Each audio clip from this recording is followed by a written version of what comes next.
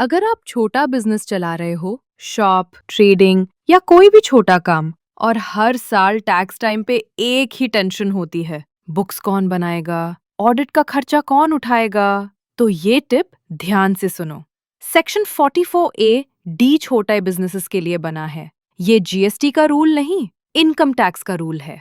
अगर आप resident individual, HUF या पार्टनरशिप फर्म हो, एलएलपी नहीं, और आपका टर्नओवर 2 करोड़ तक है, या फिर 50% रिसीट्स डिजिटल हैं, तो 3 करोड़ तक, तो गवर्नमेंट कहती है बुक्स मेंटेन करना जरूरी नहीं, ऑडिट की टेंशन नहीं, बस एक सिंपल कैलकुलेशन।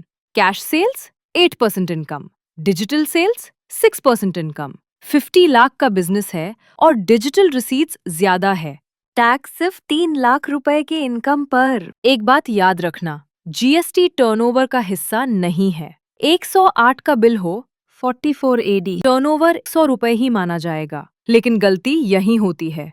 44AD और बीच में 6% या 8% से कम इनकम दिखाई, तो अगले 5 साल तक 44AD बंद, और एडवांस टैक्स 15 मार्च तक पूरा देना होता है। अगर आप चाहते हो बिजनेस के टैक्स रूल्स सिंपल लैंग्वेज में समझना, बी टैक्स को फॉलो करो।